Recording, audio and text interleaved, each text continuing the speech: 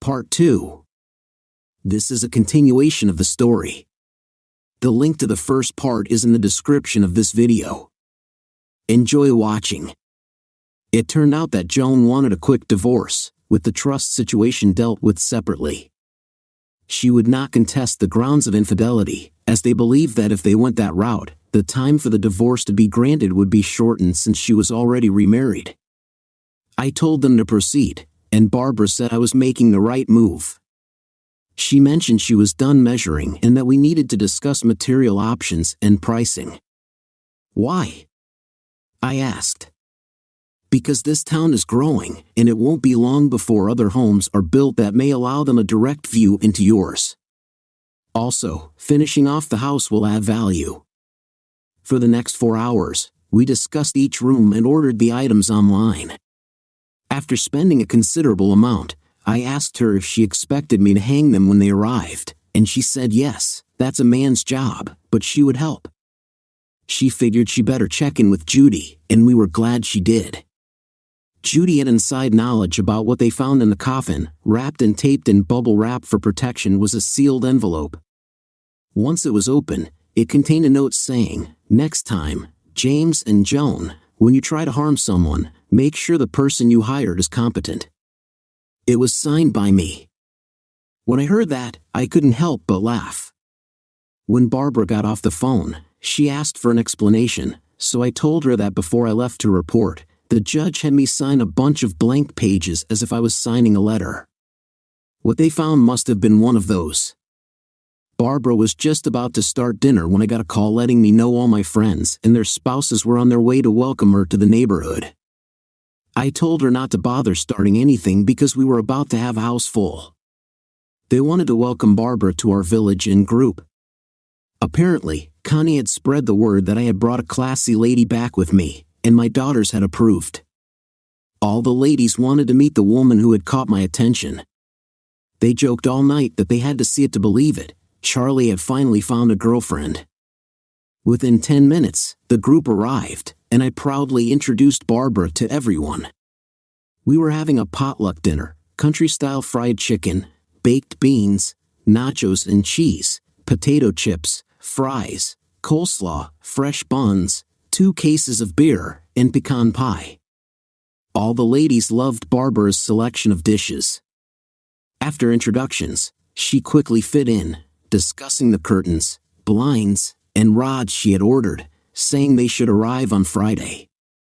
It was decided that Saturday afternoon we would all get together to put them up, but she insisted they bring nothing because she would prepare a meal for us all. Early Thursday morning, we went to Ace Superstore in Port. Barbara wanted a large propane barbecue, a deep fryer, and a smoker with the necessary tanks.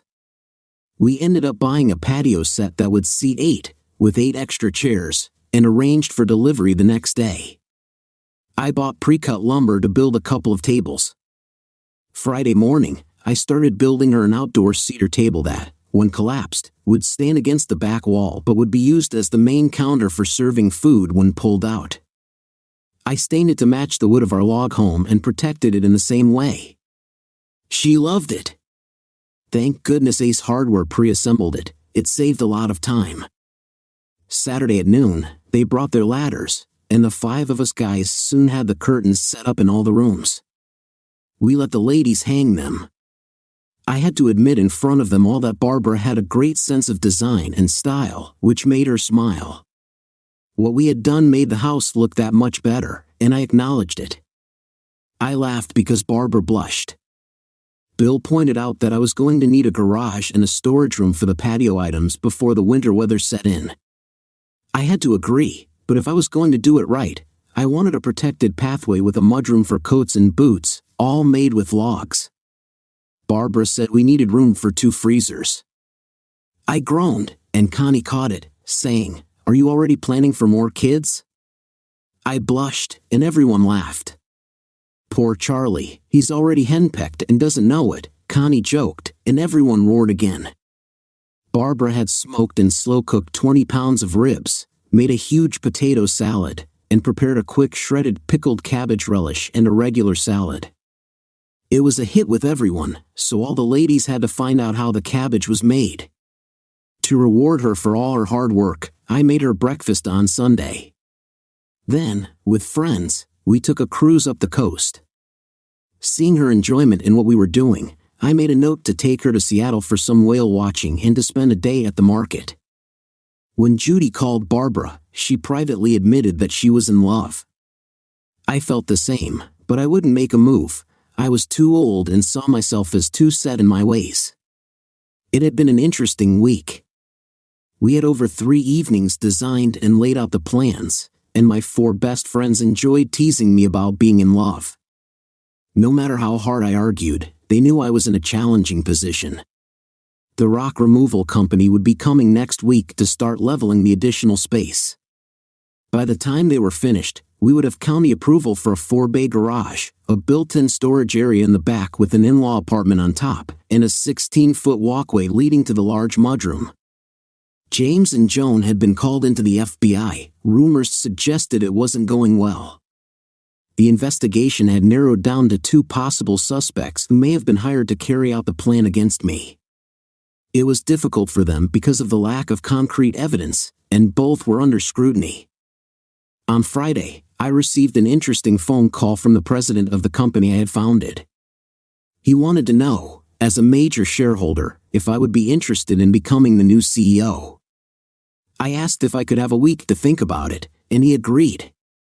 Somehow, the news leaked out, causing the shares to rally, rising to $139. Then, late Saturday, a very loud thunderstorm rolled in. I didn't realize it, but it would change our relationship forever. The storm hit in the middle of the night while I was lying in bed, listening to the heavy rain on the metal roof. Suddenly, my bedroom door opened just as a huge flash of lightning illuminated the room. Barbara walked in, wearing a slim, almost sheer nightgown that barely covered her. She was a sight to behold, her silhouette framed by the lightning. I pretended to be asleep as she pulled the sheets back and crawled in beside me. Her body trembled in fright, with the next thunderclap echoing off the walls. She pressed tightly against me. I could smell the sweet scent of fresh soap from her shower, with hints of lavender filling the air. The closeness was overwhelming.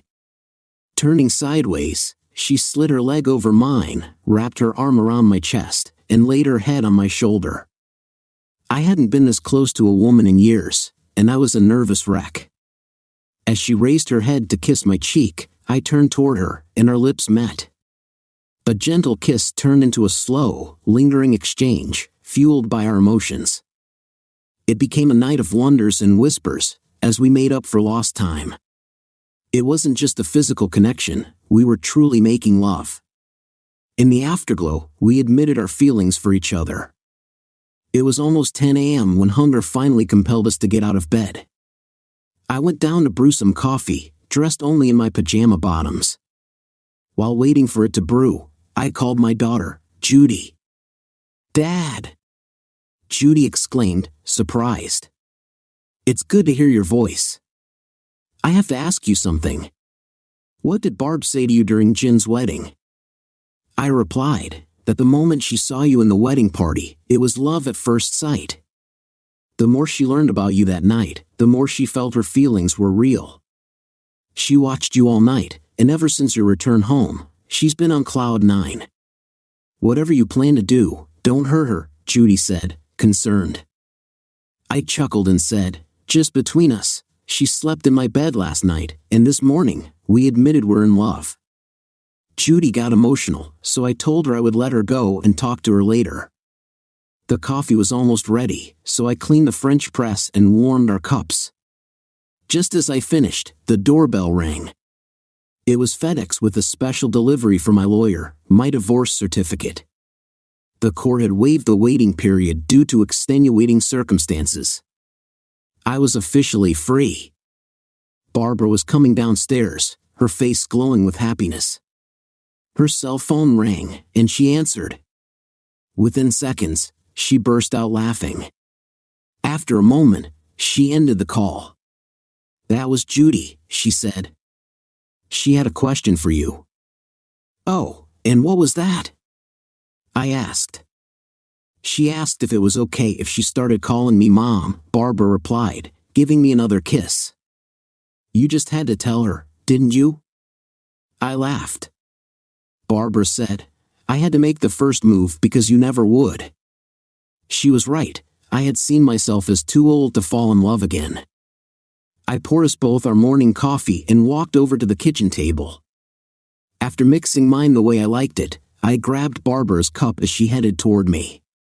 When she saw the letter from my lawyer, she picked it up and read it. The second page was the certificate. She looked at me, tears of joy in her eyes. I got up and held her in my arms. Is it time for you to meet my parents? She asked.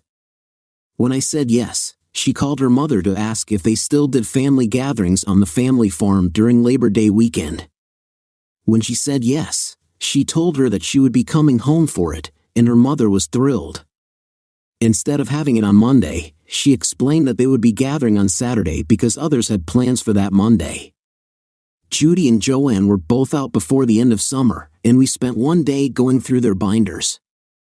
Both daughters and Barb were surprised by how much I had documented about their lives. We flew into Cuyahoga County Airport, where we had a rental car waiting. After settling our luggage, we booked ourselves into a Holiday Inn. It was a beautiful September day, and the plane was scheduled to pick us up the following Tuesday. Barb hadn't been home in 2 years, but she warned me that both her father and 2 brothers had served in the military, and since I was the first man in her adult life she was bringing home, I would surely be put to the test to see if I was good enough for their only daughter. The next morning, she drove us to the farm.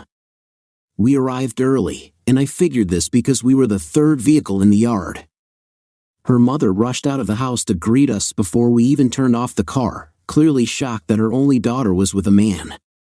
Hearing the commotion, her father came out to see what the fuss was about, and I was taken aback to find out that her father was Bullfrog Patterson, my old drill sergeant. The first words out of his mouth were, well, I thought like all the new recruits that he was just a troublemaker. Barb, what are you doing with this guy? He laughed, holding his hand out to me. He cost me over $1,000. I was supposed to break him and get him to drop out, but instead, he excelled despite me. He became one of the best Marines I've ever trained. I couldn't help but smile. Bullfrog, I said, as Barb and her mom looked at me in surprise. I wanted to have a serious talk with Barbara's father because I wanted to ask for his daughter's hand. I had no clue he would react that way. Are you serious? Mrs. Patterson asked. Yes, ma'am, I replied firmly, noticing Bullfrog's smile grow wider.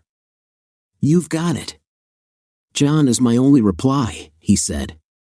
My only daughter couldn't come home with a better man. With that, I got down on one knee, pulled the ring box out of my pocket in front of her parents, and asked Barb to marry me. Completely surprised, she said yes. I stood up and slid the ring on, praying it would fit. It did! Then I gave her a big kiss. After a round of congratulations and warm welcomes from her parents, her mom said, let me grab the keys to the truck and we'll do a quick run for beer. It'll give us a chance to talk. Barb's mom was emotional for 2 reasons. Her daughter had come home with a man her father approved of and had gotten engaged right on the spot. Our first stop was the local Legion for a couple of drafts. Bullfrog asked if I had finalized my divorce, and I confirmed that I had.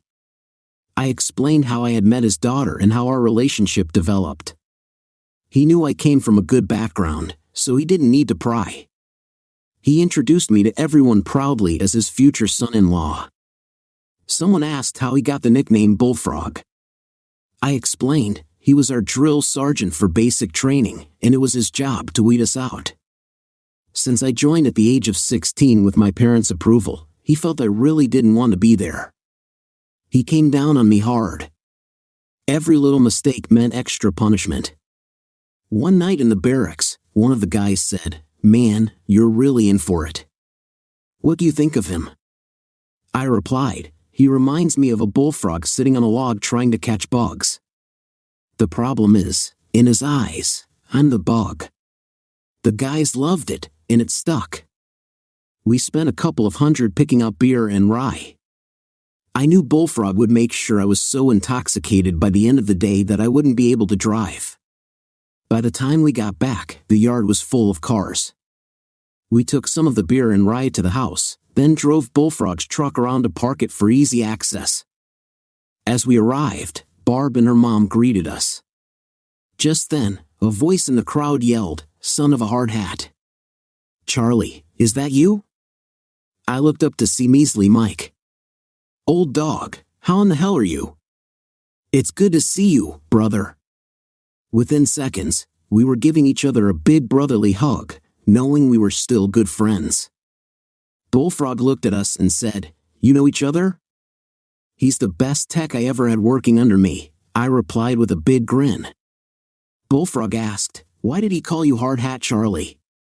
"When I re-enlisted, I started using my second name and made it to Major before I was discharged," I explained.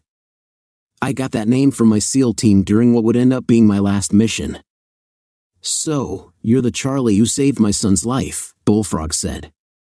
We both nodded in agreement.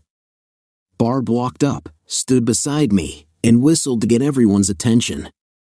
She introduced me to everyone as her boyfriend and then said, "My mother has something to say before we continue with the party." Turning to me, she whispered, "I'm keeping the keys because if I know my dad and brother, you're going to be too intoxicated to drive." Barb's mom, Gloria, spoke up. "I wish to officially announce the engagement of my only daughter, Barbara, to retired Major Jonathan Charles Barnes. She came home because Jonathan wanted our approval before he asked our daughter. My husband trained him and said he was one of the best he ever had. It took him no more than 20 seconds to give his blessing. As soon as he got it, he got down and proposed right in front of us." Everybody seemed stunned, but Mike said, "You're going to be my brother-in-law," repeating it as if he was trying to convince himself it was true. For the next hour, Barb introduced me to her extended family. She admitted it had been a long time since she had seen her family look so proud. And she was right, they definitely got me drunk. I had no idea how we made it back to the hotel. I couldn't remember half the night. I had to ask my future wife if I had made a fool of myself. She summed it up by saying, "You outlasted the other two guys." As I struggled to get out of bed, I felt rough. Barb said it served me right, and I swore to myself it would be the last time. During breakfast, Barb whimsically took a picture of her ring with her cell phone and texted Judy, sending her the photo as an attachment. She texted, "You can call me Mom if you agree to be my maid of honor." Less than 10 minutes later, we were on a conference call with my 3 very excited daughters. They were all thrilled. We learned that James and Joan were dealing with the FBI on multiple levels and facing various possible charges. Their defense bills were climbing, and both of their careers were in jeopardy. James had DNA tests done on his 3 sons and found that they were all his. I guess all he was going through had created doubts in his own mind. It looked like their marriage was strained to its limit, and my 3 daughters felt it would be lucky to last another year. The money that funded it all had been traced back to James, who had it paid for through the trust, given legal authority to him after my faked death by Joan. It proved that their plans had started long before I caught them. Little did we know that in his warped mind, everything happening to him was my fault, and he still claimed he was being framed. Most thought he had lost all credibility. My trust, which had still not been settled, was now worth millions, and the lawyers would be fighting over it for months. I told them the court had put it into the hands of a trustee until the settlement came. The only problem we faced right now was that my 3 daughters wanted us to fly to New York for a family celebration. We agreed to come as soon as Barb's work schedule allowed it. All the girls were pushing for a date. I worked it out with the board, with my future bride's approval, to accept the position of CEO. Meetings would be held on the 2nd and 4th Friday of each month, with secure conference calls 3 days a week. I wanted to limit my time away from Barb. She had become my world. Barb started her first day at the hospital and soon fit right in. Working in the ER in a small town allowed a lot of free time, so she began taking courses to further her career. She worked 4 12-hour days one week and 3 the next.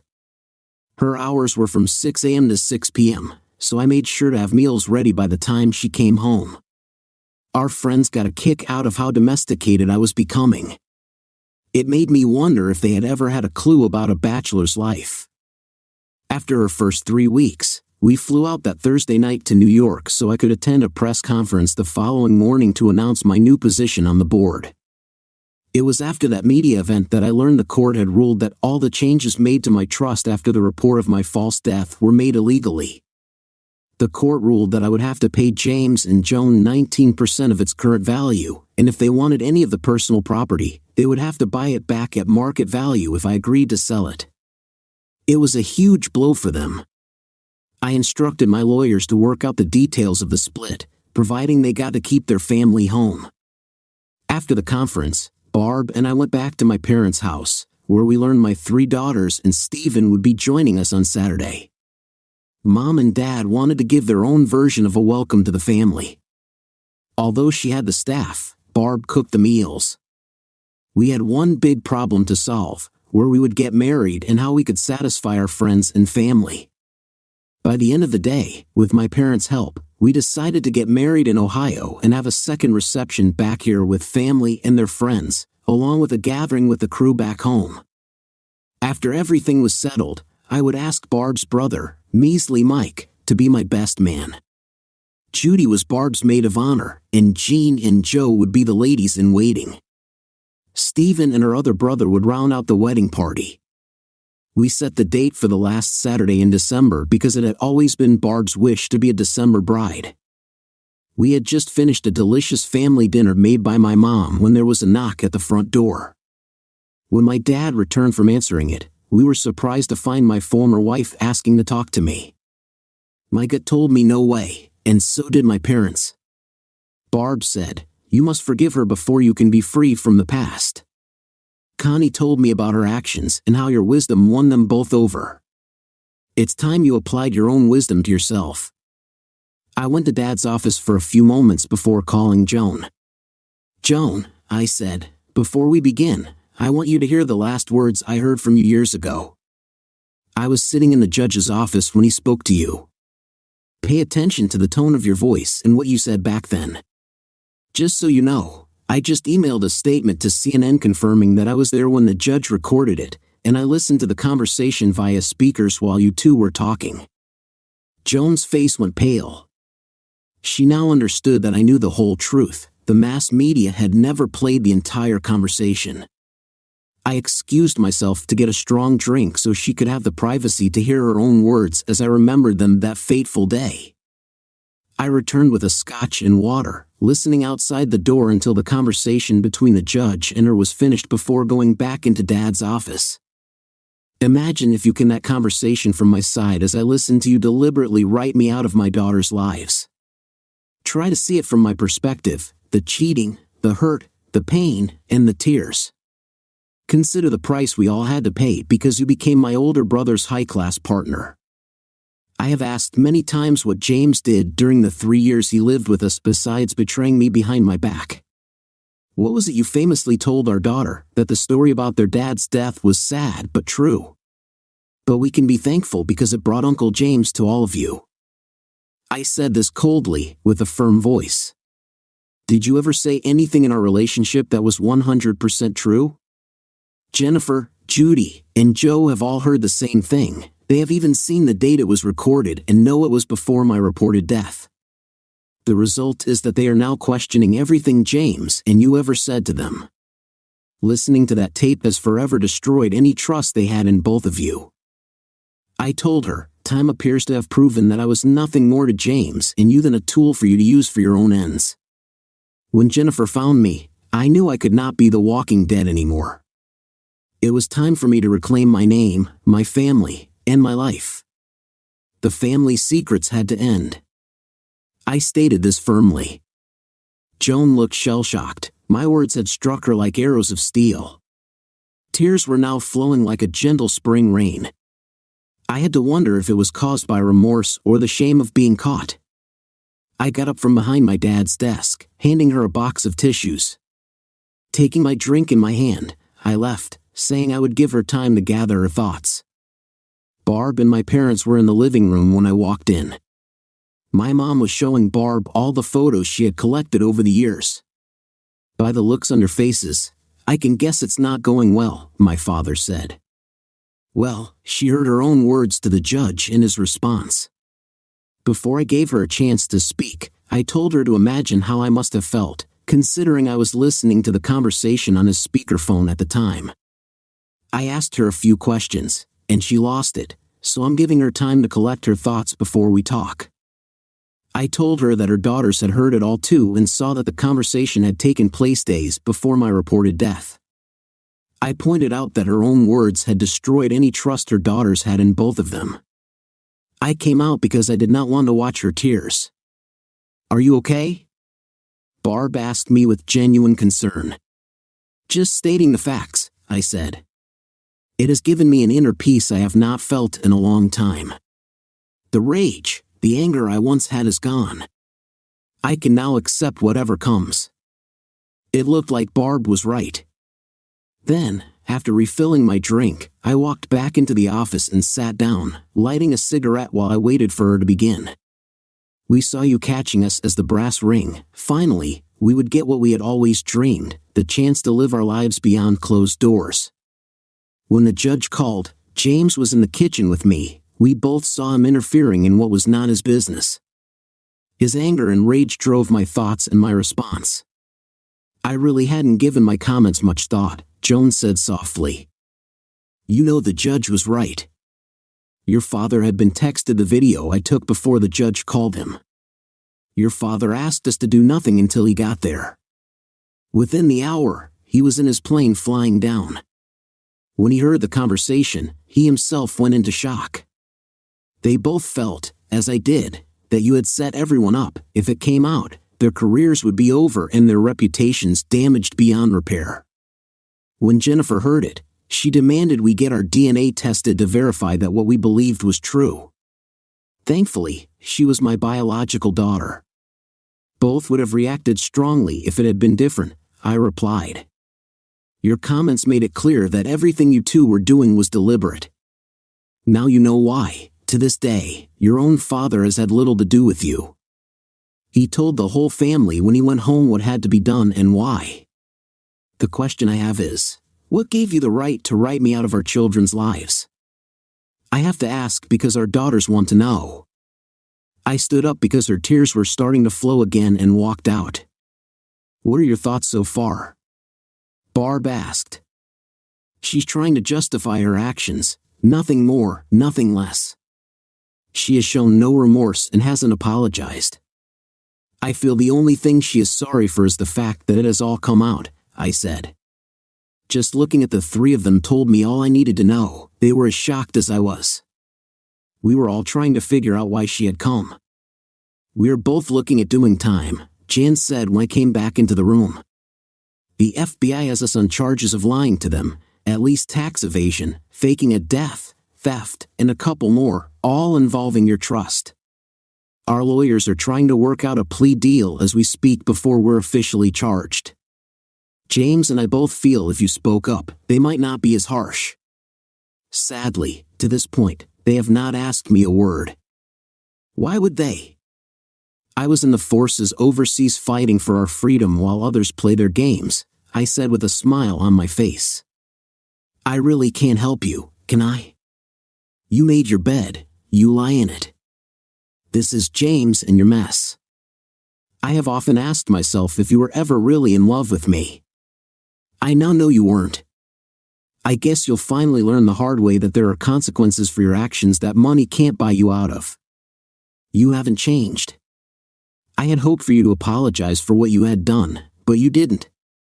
You came to try to save your own skin. It's always been about you and what you wanted, so please allow me the pleasure of escorting you out. I guess you'll both end up claiming it's not your fault." I could not stop laughing as she left the house. Mom and Dad were being just that. Barb and I had to sleep in separate beds, which made me realize just how attached Barb and I had become.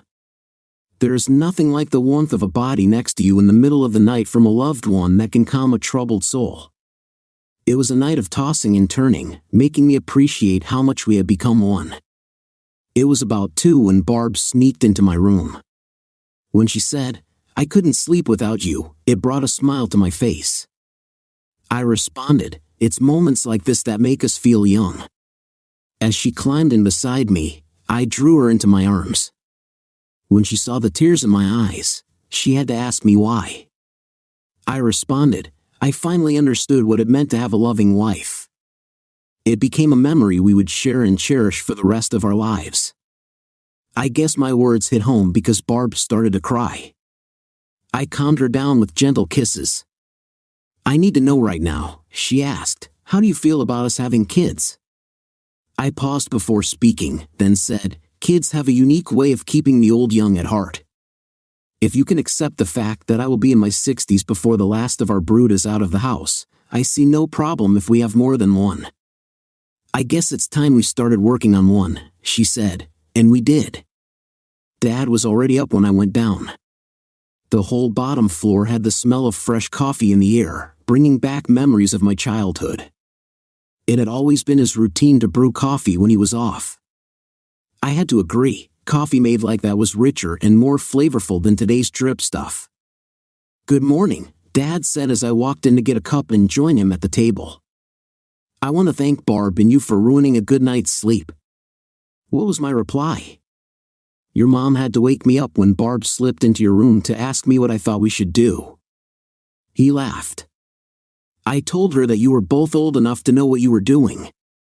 I'm going to enjoy teasing her about it for weeks. Tell Mom that Barb and I really don't sleep well when we're apart." "We learned that thanks to her last night," I replied, and let her know we were planning for her to have a couple more grandkids within a couple of years. "Barb wants them close because of her age," Dad commented. "I guess we will be looking for a home in SPM with me semi-retiring. Your mother will want to spend a lot of time being a grandmother again." Jennifer and Steve were the first to show up. Barb and I hadn't seen them since their wedding, and it gave us a chance to catch up. They were both thrilled to be part of our bridal party and told us about what they did on their honeymoon. Barb explained what happened when I met her parents, making sure to mention that I was quite cheerful during that encounter, then playfully embarrassed me by showing them a video clip of her father, her brother, and I singing a song. The girls roared with laughter at that one, even my dad cracked a smile. Steve found it amusing that Barb's dad had been my drill sergeant and her brother one of my trainees. Judy and Joanne showed up about an hour later. Judy was overjoyed when Barb asked her to be our maid of honor. Until then, she hadn't taken it seriously. They spent quite a while catching up on all the gossip from where she used to work and their mutual friends. Mom had to brag with joy about our plans to have children, and of course, Jennifer had to tell her sisters about my infamous video, which led to plenty of teasing on my part. Steve got Barb to send him a copy so he could forward it to his dad. Barb mentioned that with the building of the addition and her new job, we had been so busy we hadn't seen them since the first of the month. It should be finished by the end of the month. She explained that it was a 4-bay garage with a huge separate storage section behind it and a 3-bedroom apartment above. We have a fully enclosed walkway to the mudroom that will be attached to the house. It took them a week to level off the area before they could build. At the same time, we doubled the size of our leveled backyard and enlarged the patio, hoping to have it stained and sealed to match the house if the weather holds out. The excess soil and rock we removed were used to expand the level area in the front. It was then that I broke the news to my daughters that I had talked to their mother the night before. They all became quiet. Using Dad's internet and Barb's laptop, I played the audio clip of our chat through Dad's TV. I watched as they listened intently to the judges and Joan, then to my conversation with her afterward. I could tell my daughters were stunned. "I don't believe it." There was no explanation, no guilt or remorse, yet she came expecting you to help them out because she felt you owed them, Joanne said. You asked her questions, which she completely ignored. It's sad that she's so self-centered that she cannot see what her own actions have done. Dad, Joan said, In her world, it appears that it is all about her. Was she always like that? I thought for a moment before replying. Before the birth of the three of you, I would have to say no. I remember my first leave home after your birth. Even though I was only home for 3 months, I could tell that something about her had changed. I wrote it off at first as her being overstressed, tired, and worn out because the three of you were a handful at times. That was when I hired your first full-time nanny and decided to leave the army so I could be home to help her with you all. By the time I got out, you were almost 3. We were strangers to each other, but soon she started to warm up.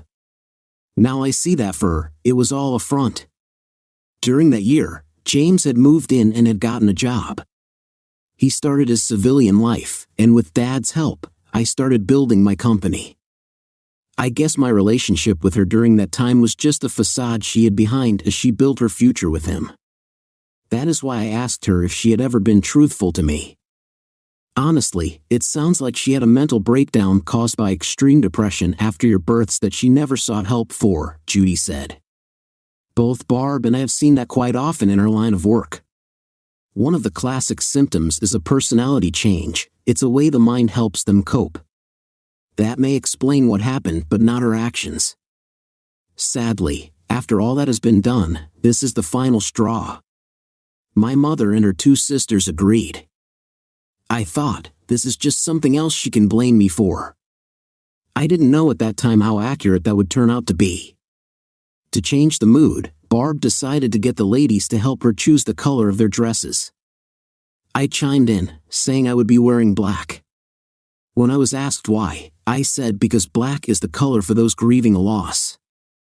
Jennifer had to ask what I would be losing. I replied, my freedom, which got a big groan. My dad saw me grab a beer and head outside to sort out my thoughts. He knew I had a lot on my mind, so he joined me.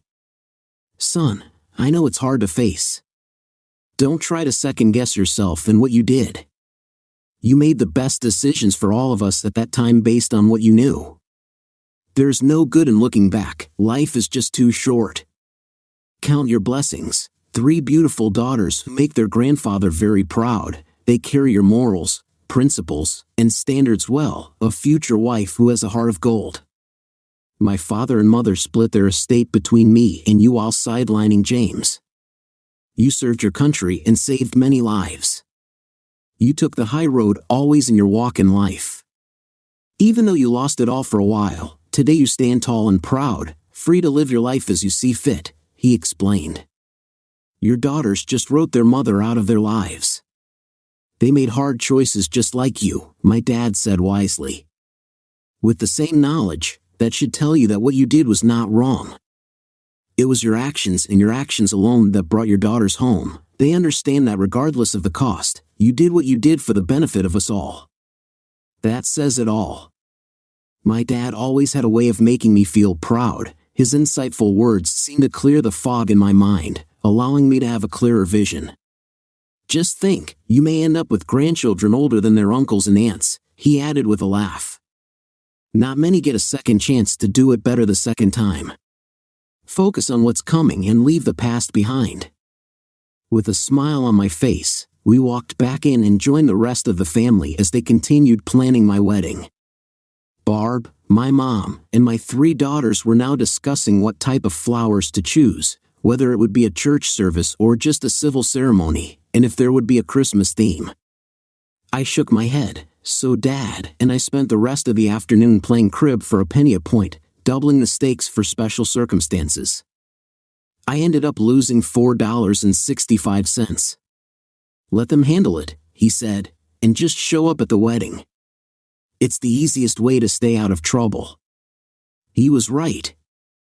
On Sunday, before we left, my mother had Barb call her mother to inform her that we would be getting married, and she was thrilled.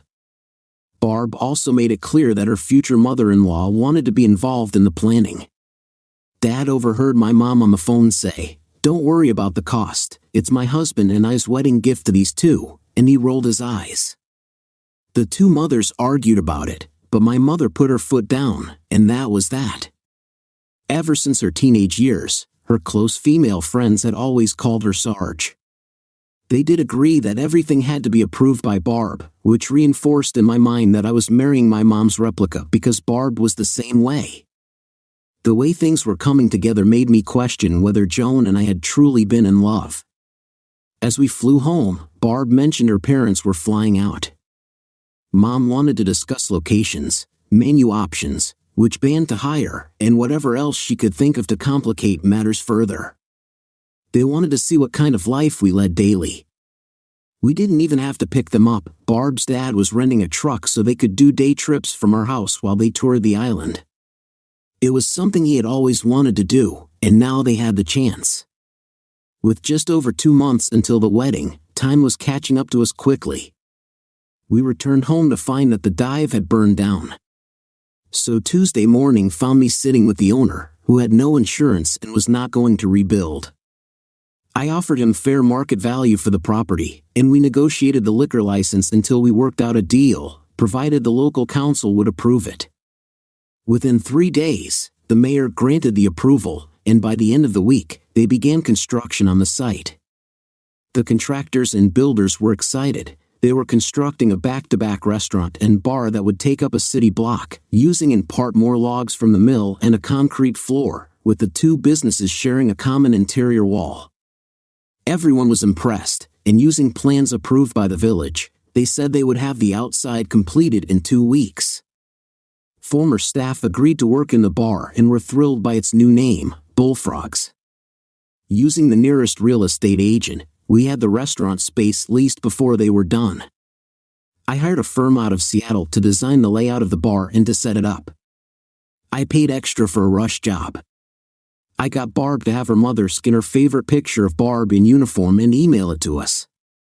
I used that image to have a glass company design the main entrance doors with her full image etched on each door, along with the bar's name displayed prominently. Barb had ordered the furniture for the new apartment, and during the month, she and our moms had pretty much settled everything about the wedding. The day before her parents arrived, everything was done. That Thursday night, the new bar had its grand opening, which was more successful than the old one had ever been. Everyone raved about our bar food menu, which made Barb smile because she had planned out the items, giving them unique names. We had 31 days until the wedding. Barb's parents would arrive around 5 that Friday night, so I was surprised to find out that morning that Barb wanted me to drive her over to the regional airport in Port, insisting we take the Jeep. We had to be there at 2. I asked her why, and she said it was a surprise. We arrived at the airport at 10 to 2 in the afternoon and watched a small 6-seater jet fly in.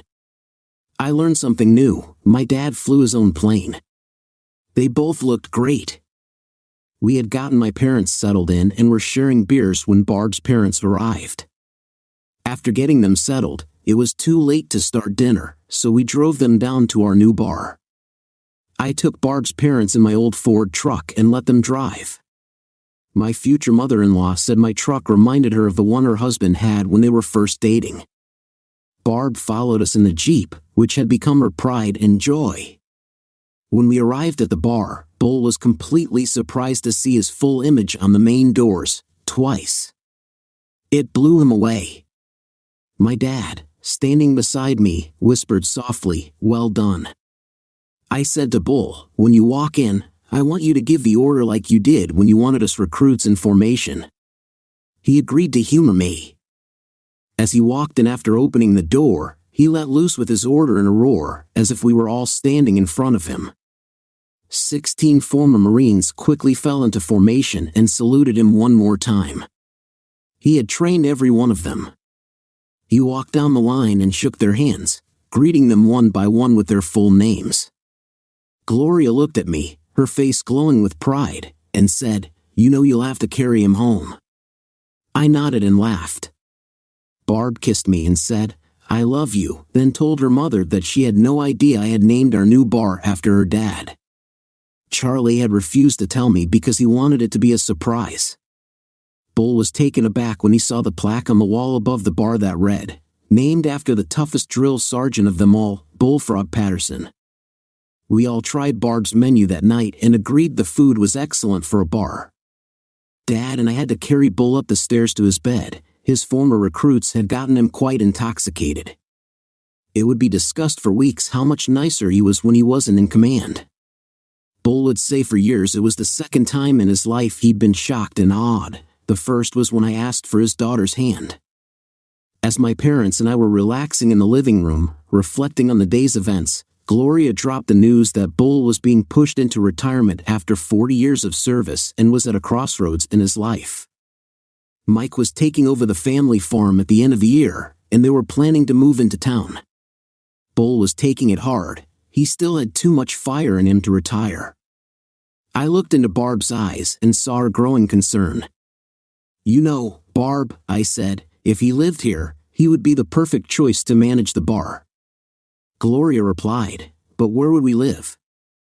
There's not much available." Barb, with a huge smile, said, "We have the in-law suite if Dad will agree to it. I should warn you, though, the thunderstorms here can be loud and wild." Her mom looked at her and said, "How do you manage them?" "Ever since you were a small child, when we had a bad storm, you would crawl into our bed." A smile came across Barb's face as she looked at me knowingly. "Charlie has helped me make them one of my favorite things," she said with a huge grin. My parents caught the inner meaning and both started to laugh. Over the next few days, as Gloria and Bull toured the island, my parents John and Silva spent their time looking for a new residence. We still hadn't disclosed our plans to Bull. Gloria wanted to see how he felt about the area before we made the official offer. The furniture finally arrived, and Barb and I were busy unpacking it and setting it all out when Barb noticed an official-looking car coming around the last curve in the driveway. We both went out to meet it. It was the FBI looking for me. They wanted to talk to me alone, but I made it clear that since I had nothing to hide from my future wife, I would prefer to talk with her present. So we found ourselves sitting at the kitchen table sharing coffee. The agent, who identified himself as Peter McCormick, had some troubling news. There had been 2 arrests last week. My brother James was under arrest for fraud, tax evasion, falsifying a death, attempted murder, theft, and third-degree assault on his wife. He had been denied bail. Joan had filed for divorce and was facing a bunch of charges herself, but she had been granted bail because of their kids. The problem was that an informer had come forward to disclose that James had been trying to gather information about who could be hired for a contract job and may have succeeded. They wanted my schedule and plans for the next 2 months while the situation was being investigated. I noticed Barb's face turn pale. They were taking this seriously because the trust had a clause that stated if I got divorced and died within 6 months of that date, my trust would be controlled by my former wife. Lawyers had agreed that until the trust was split and approved by the court, I could not legally change anything in it. Agents had been assigned to the area to investigate matters, and they made it clear that I could not change my daily agenda in any way. Barb and I understood they were taking the matter very seriously. After they left, we sat and discussed how we were going to break the news to my parents and what steps we could take to protect ourselves. It was the last Saturday the 6 of us would be together until the wedding. My parents had found a 5-acre lot outside of port and had finalized the deal. Their real estate agent had linked them to a local contractor who had agreed to build them a log home a bit bigger than ours on a 4-foot crawl space. They had ordered a custom kit online, which would be delivered to the building site in 3 weeks, but my dad was not looking forward to heading back home. He had found the slower pace of our small-town living quite pleasant. Barb, her parents, and I were sitting in the living room while my parents were out. I asked him, "Bud, how much will you be taking from the farm when you move to town?" He answered, "We really haven't given it much thought. Honestly, I don't like the idea of having neighbors 200 yards away." "Why, Dad?" Barb said. "Charlie and I were wondering if you would consider moving here and managing the bar for us. You both could live in the in-law suite. The salary would start at $60,000 a year." To say he was shocked would be an understatement, but he promised to think about it. We told him to take his time and let us know when he decided. Gloria later told her daughter she thought it was a done deal because Bull was very proud of that bar. He just had to accept in his mind what was already in his heart. As they worked in the kitchen preparing a big dinner, they talked about what Gloria wanted to bring with her. The four of us watched them drive off heading back to Ohio. As we headed back into the house, I told my parents we needed to talk. It broke my mother's heart when I told them about the FBI's visit. She blamed herself for not raising James right. I shared the advice the judge had given me and pointed out that he had led a good life until he got involved with my former wife. Remember, Mom, you taught us to associate with those who would build us up, not take us down.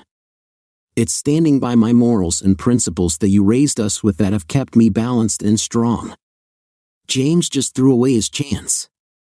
Well, Mom and Dad, Barb said, I've got some good news that may cheer you up, but you have to promise me that you will keep it to yourselves. I looked at Barb with a puzzled expression, wondering what she had to say. My parents agreed. My doctor figures that by the time we get married, I will only have 32 weeks to go, Barb said with glee. If it's a girl, it will be Gloria Elizabeth. If it's a boy, Jonathan Charles Barnes IV. I thought my mother would scream. I almost fainted. So here it was, a day before my wedding. Bullfrog, Measly Mike, my dad, and all the other men in my bridal party were at the Legion sharing a few drinks after going through the rehearsal. The women were somewhere else throwing Barb a bridal party. Bull was saying goodbye to many of his friends and getting quite a bit of attention as he prepared to leave Ohio and move to Washington State to manage a bar named after him. James's plan had been foiled. The contractor for the job was caught after pleading guilty and received a hard 20. Joan had struck a deal for time served and 5 years of parole by agreeing to testify against her husband. His trial would start in the new year. The trust had been settled, and Joan had put the estate she lived in with her 3 sons up for sale and had filed for divorce. The last 2 of our 4 children were starting kindergarten next month, Jonathan first, Gloria 10 months after, and then the twins, Silva and Wilford. Bullfrog's real name was Jennifer, and Stephen had a boy and a girl. Judy married a Marine from Maine who works in a corporation under me, and Joe married Measly Mike. They opened a Bullfrog's bar near the farm.